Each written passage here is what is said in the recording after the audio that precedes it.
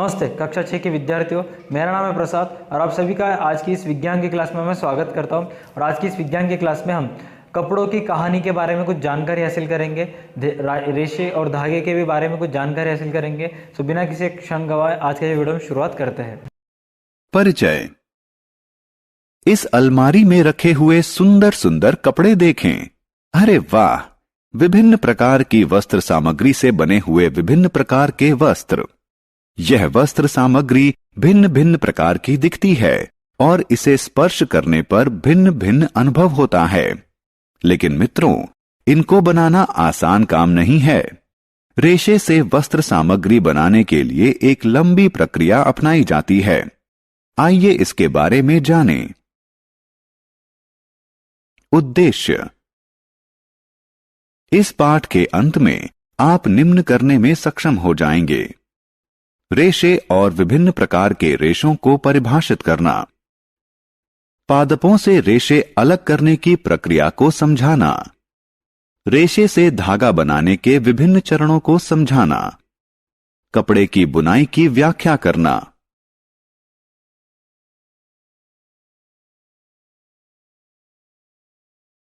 कपड़े की कहानी।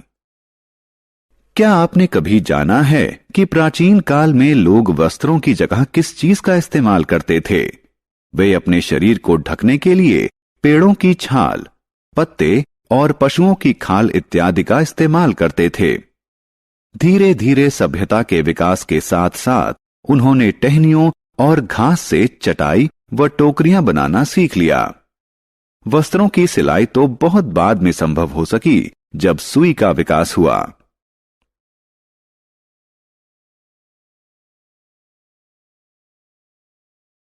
रेशे।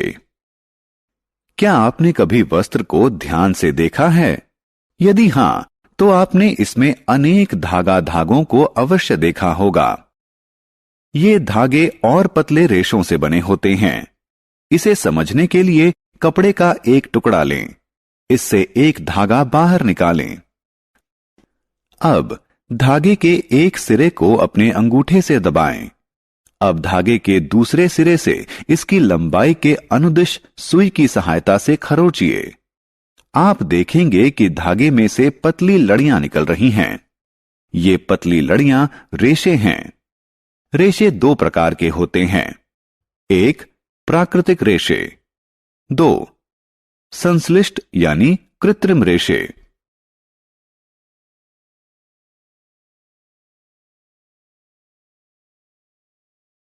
प्राकृतिक रेशे। गर्मियों में जब आप सूती कपड़े पहनते हैं तो आप बहुत सुविधाजनक महसूस करते हैं। सूत यानी कपास प्राकृतिक रेशा है।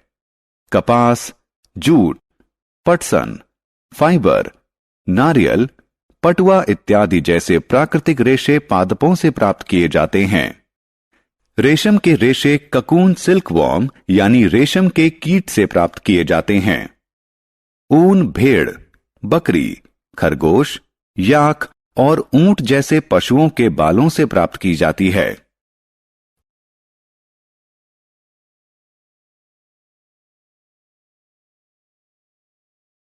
संश्लिष्ट यानी कृत्रिम रेशे।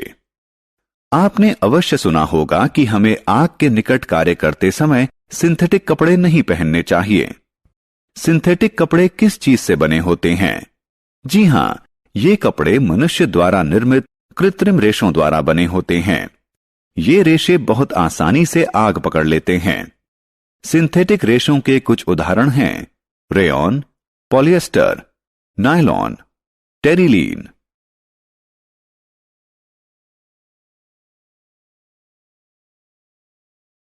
कुछ पादपों के रेशे।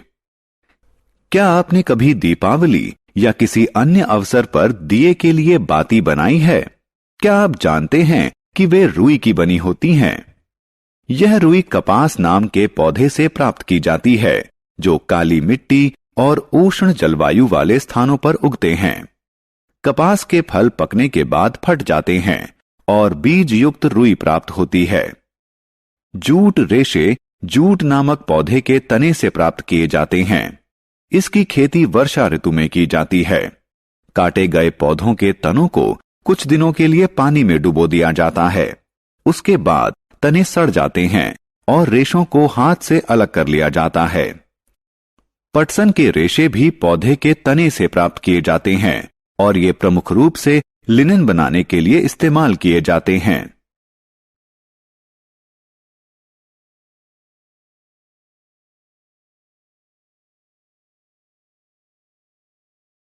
रेशे से वस्त्र बनाना। रेशों से वस्त्र कैसे बनते हैं? पहले रेशे से धागा बनाया जाता है और फिर धागे से वस्त्र बनाया जाता है। धागा बनाना, कपास ओटना तथा इसकी कताई। छात्रों, रेशे बनाने के लिए कपास गोलक यानी कपास के फल से रुई को हाथ से उठाया जाता है और इसके बाद इसमें से ककंतन यानी कॉबिंग कहलाने वाली विधि के द्वारा बीजों को अलग कर दिया जाता है। इसे कपास ओटना कहा जाता है। कपास मशीनों द्वारा भी ओटा जा सकता है। क्या आप जानते हैं कि रुई से धागे का निर्माण कैसे होता है? कुछ रुई हाथ में लें, इसके एक सिरे को एक क्लिप में दबाएं और इसके दूसरे सिरे को दूसरी क्लिप में दबाएं। दोनों क्लिपों को दोनों हाथों में पकड़ें और रुई को खींचें और लगातार ऐंठते भी रहें। आप देखेंगे कि रुई से धागा बन रहा है। कताई के लिए एक सरल तकुआ का इस्तेमाल किया जाता है। इसे तकली कहा जाता है। क्या आप चरखे के बारे में जानते हैं? यह स्वतंत्रता आंदोलन के समय बहुत लोकप्रिय था।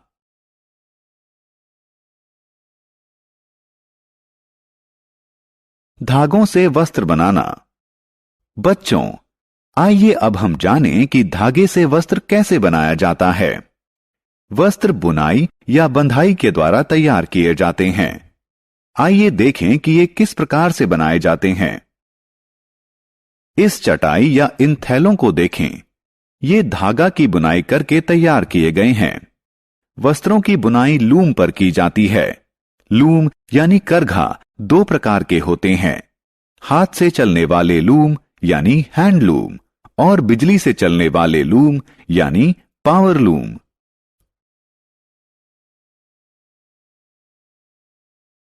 कताई। बच्चों, आपके पास सुंदर सुंदर स्वेटर तो अवश्य होंगे। क्या आप जानते हैं कि वे कैसे बनते हैं? स्वेटर बंधाई द्वारा बनाए जाते हैं। वस्त्र बनाने के लिए एक ही धागे का इस्तेमाल किया जाता है। मोजे और कुछ अन्य प्रकार की वस्त्र सामग्री इसी विधि से तैयार की जाती है। बुनाई हाथ द्वारा व मशीन द्वारा दोनों प्रकार से की जा सकती है।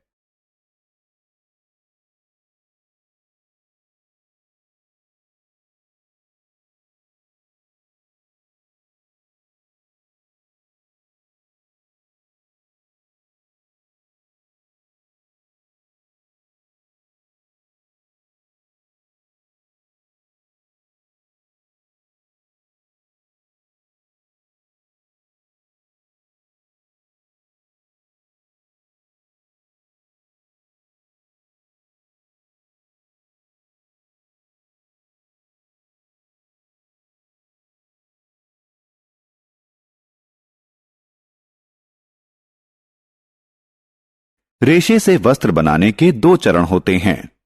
रेशे से धागा बनाना, धागे से वस्त्र बनाना।